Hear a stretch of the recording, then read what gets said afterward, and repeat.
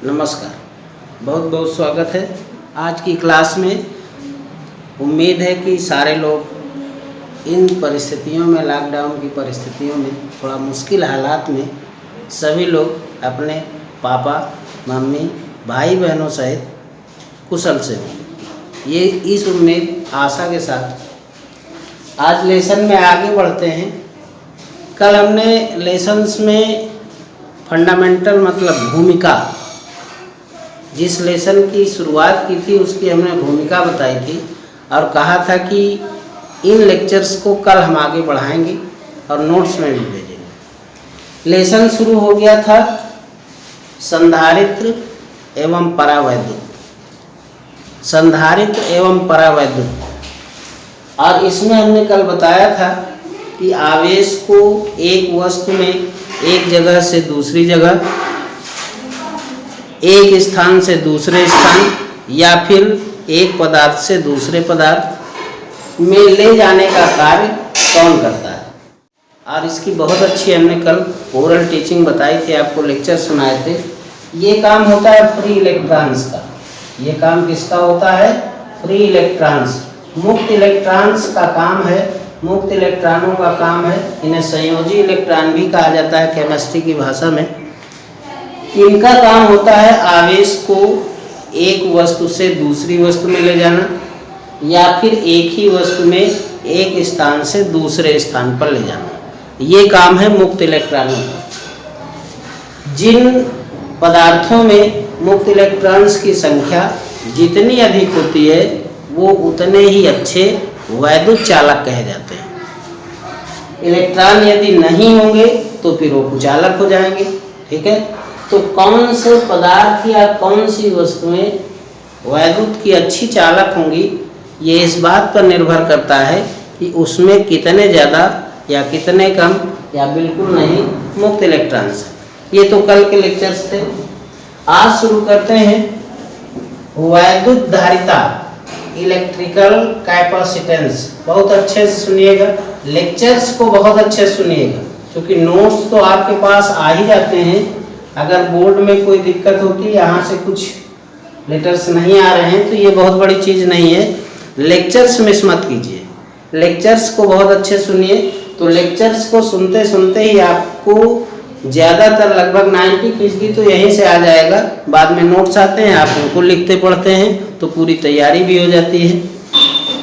Electrical capacitance मतलब वैद्युत धारिता, वैद्युत धारिता। आज इसके विषय में आपको इसकी अवधारणा पढ़नी है, ये जानना है कि कैपेसिटेंस होता क्या है। वैद्युत धारिता चालकों की धारिता संग्रहण करने की एक माप है। चालक कितना आवेश अपने अंदर संग्रहित कर सकता है, कंडक्टर्स कितना चार्ज अपने अंदर संग्रहित कर सकता है, उसकी माप होती है वैद्युत धारिता। बहुत ध्यान समझिएगा, चालक कोई भी अपने अंदर कितने आवेश का संग्रहण कर सकता है उसकी माप होती है वैद्युत धारिता। डिफिनेशंस के लिए देखिए, एक फिजिक्स का बहुत अच्छा लॉजिक है, लॉजिक बहुत ध्यान से सुनिएगा। यदि किसी चालक पर आवेश की मात्रा बढ़ाते चले जाएं, यदि किसी चालक को जो आवेश दे रहे हैं आप उसको बढ़ाते चले जाएं, तो जिस अनुपात में चालक का आवेश बढ़ता जाता है उसी अनुपात में उसके विभव में भी वृद्धि होती जाती है। बहुत अवधारणा है, बहुत अच्छे से समझिएगा, फिजिक्स का बहुत अच्छा लॉजिक है। किसी चालक का आवेश जैसे जैसे बढ़ाते चले जाएंगे वैसे वैसे उसका विभव भी बढ़ता चला जाएगा। अर्थात Q प्रोपोर्शनल V, अगर ये बढ़ेगा तो ये भी बढ़ेगा। तो चालक का आवेश बढ़ाते जाने से उसके विभव में भी उसी अनुपात में वृद्धि होती जाती है, अर्थात Q प्रोपोर्शनल V। या इसको लिख सकते हैं, ये जानते हैं आप, विज्ञान का नियम है, जैसे ही प्रोपोर्शनल हटाते हैं कोई कांस्टेंट आता है और यहाँ इक्वल आता है, तो Q इक्वल टू CV। यहाँ पर C एक कांस्टेंट है, यहाँ पर C एक कांस्टेंट मतलब नियतांक है और इस नियतांक को कहा जाता है वैद्युत चालक की धारिता। इसी नियतांक को कहते हैं वैद्युत चालक की धारिता। यहाँ से डिफिनेशंस के लिए C इक्वल टू क्यू बटे V, C equal to Q बटे वी, अर्थात चालक को दिए गए आवेश, अर्थात चालक को दिए गए आवेश और उसके विभव में होने वाली वृद्धि के अनुपात को, चालक को दिए गए आवेश और उसके विभव में होने वाली वृद्धि के अनुपात को चालक की वैद्युत धारिता C कहते हैं, कैपेसिटेंस ऑफ कंडक्टर।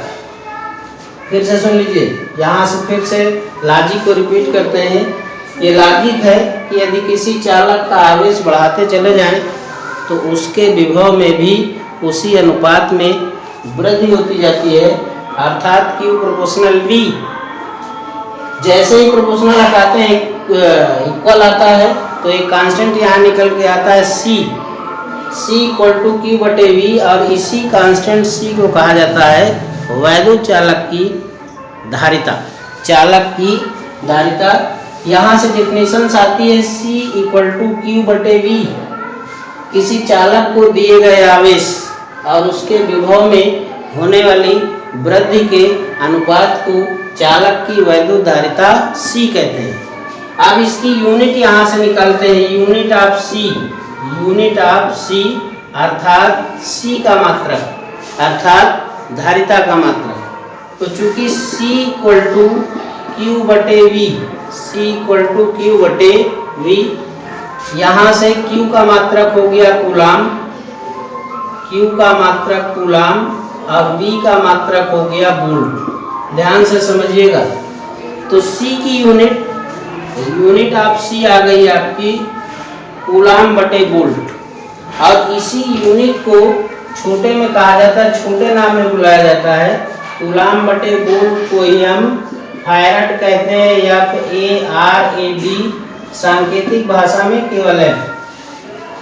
तो वैद्युत धारिता C का मात्रक कूलाम बटे वोल्ट, या फिर इसी को छोटे नाम में बुलाते हैं फैराड F। धारिता का मात्रक क्या निकल के आया आपका? फैराड। Farad means F। और सुनिए, चूंकि फैराड धारिता का बहुत बड़ा मात्रक है, फैराड धारिता का बहुत बड़ा मात्रक है, यूज में लाने के लिए इसके अन्य छोटे मात्रक भी हैं। जैसे फैराड से छोटा एक मात्रक होता है माइक्रो फैराड, जिसे कहा जाता है माइक्रो फैराड, माइक्रो फैराड। और एक मतलब 1 माइक्रो फैराड इक्वल टू होता है 10 की घात -6 फैराड, 10 की घात -6। इससे भी छोटा एक मात्रक है PF, इसको कहा जाता है पिको फैराड, इसको कहते हैं पिको फैराड। और 1 पिको फैराड इक्वल टू होता है 10 की घात -12 फैराड। धारिता का फैराड मात्रक बहुत बड़ा होता है, यूज में लाने के लिए इसके छोटे अन्य मात्रक हैं micro farad, pico farad. 1 micro farad equal to होता है 10 की घात -6 फैराड, और 1 पिको फैराड इक्वल टू होता है 10 की घात -12 फैराड। तो ये तो आपकी थी डिफिनेशंस। यहाँ से वैद्युत धारिता की परिभाषा क्या है, डेफिनेशन क्या है, दूसरा फिर इसकी यूनिट क्या है, ठीक है, और इस यूनिट में जो बड़ी यूनिट है इसकी छोटी यूनिट्स क्या हैं, यहाँ तक। और अब इसके बाद इसकी डायमेंशंस निकालनी है हमको। किसकी डायमेंस? इलेक्ट्रिकल कैपेसिटेंस, वैद्युत धारिता C का विमीय सूत्र आपको प्राप्त करना है। Dimensions of C, dimensions of C,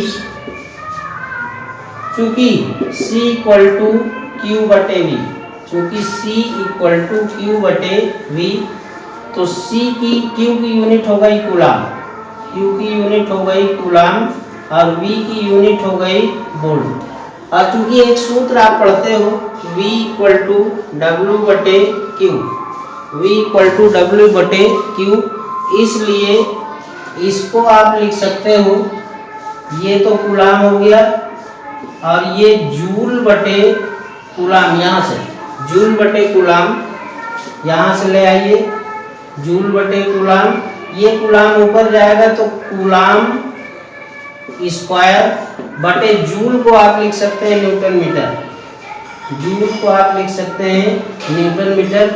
ये क्यों ऐसा कर रहे हैं? फंडामेंटल यूनिट में लाने का प्रयास कर रहे हैं, फंडामेंटल में आ जाएगी, इसके बाद डायमेंशंस लिखना आसान हो जाएगा। और ये जरूरी भी नहीं है कि आप इतना बड़ा करें, अगर आपको डायरेक्ट यूनिट आती है यहाँ से डायमेंशंस निकाल सकते हैं, क्यू की वी की लिख सकते हैं, तो ज़रूरी नहीं कि आप पूरा करें। अगर ये सब करते हैं तो यहाँ से निश्चित हो जाता है कि कहीं पर कोई गलती नहीं आ रही है। कूलाम चूँकि Q इक्वल टू IT होता है, Q equal to IT, IT का मतलब ये हो गया एम्पियर और ये हो गया सेकेंड। तो कूलाम को हम लिख सकते हैं एम्पियर सेकेंड का स्क्वायर, और न्यूटन चूँकि ये फोर्स का मात्रक है, फोर्स की विमा बहुत जानी पहचानी होती है MLT-2, आप इसको डायरेक्ट लिख सकते हैं।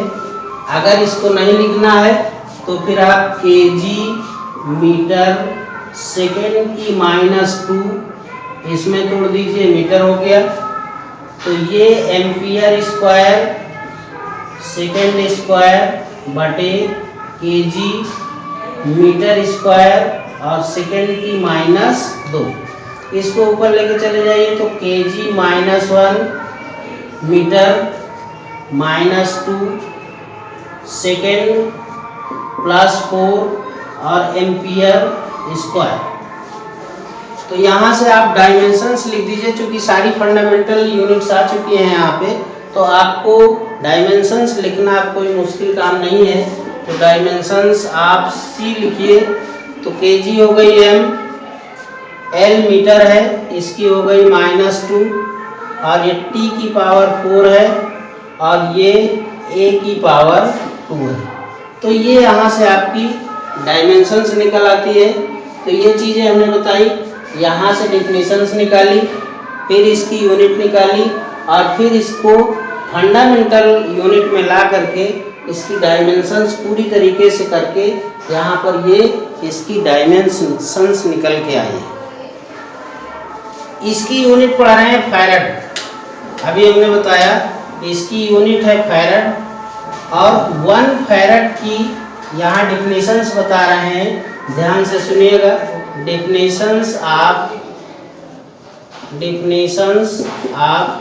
1 फैरड, डिफिनीशंस ऑफ 1 फैरड। चूँकि C इक्वल टू Q बटे V, ये हो गया कूलाम और ये हो गया आपका वोल्ट, और ये है इधर फैरड, तो फैरड इक्वल टू कूलाम बटे वोल्ट, कूलाम बटे वोल्ट। यदि यहाँ 1 कहें तो यहाँ भी 1 कहें। 1 फैरड की डिफिनीशंस यहाँ से निकल के आती है। क्या डिफिनीशंस है सुनिए। यदि किसी चालक को 1 कूलाम आवेश देने पर, यदि किसी चालक को 1 कूलाम आवेश देने पर उसके विभव में 1 वोल्ट की वृद्धि हो जाए, यदि किसी चालक को 1 कूलाम आवेश देने पर उसके विभव में 1 वोल्ट की वृद्धि हो जाए, तो उस चालक की धारिता 1 फैरड कही जाती है। फिर से एक बार सुन लीजिए। यदि किसी चालक को 1 कूलाम आवेश देने पर उसके विभव में 1 वोल्ट की वृद्धि हो जाती है, तो उस चालक की धारिता 1 फैरड कही जाती है। तो ये धारिता से संबंधित कैपेसिटेंस से लेकर के कैपेसिटेंस की क्या विधारणा है, क्या डिफिनीशंस है, क्या यूनिट्स हैं, क्या डायमेंशंस है, और इसकी यूनिट्स की डिफिनीशंस क्या है, ये चीज़ें कैपेसिटेंस में हमने बताई। और इसके बाद अगला आर्टिकल पढ़ना है विलगित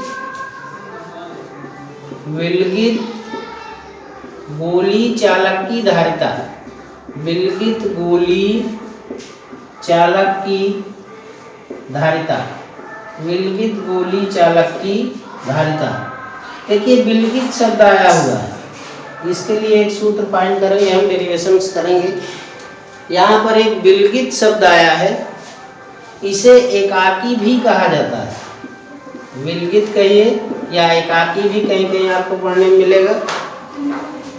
तो ऐसा चालक जिसके पास अन्य कोई दूसरा चालक ना हो, ऐसा चालक जिसके पास अन्य कोई दूसरा चालक ना हो, विलगित या एकाकी गोली चालक कहलाता है, विलगित चालक कहलाता है।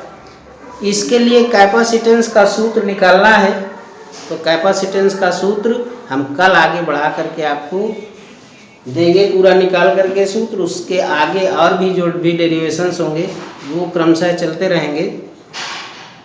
इस समय बड़ी विषम परिस्थितियों में हमारा देश है, समाज है, और हम सब की जिम्मेदारी बनती है कि हम जो सरकार द्वारा लॉकडाउन किया गया है उसके नियमों का पूर्णतः पालन करें, समाज की सेवा करें, देश की सेवा करें, अपने आप को सुरक्षित रखें, समाज को सुरक्षित रखें और देश को भी बचाएं। बहुत बहुत धन्यवाद।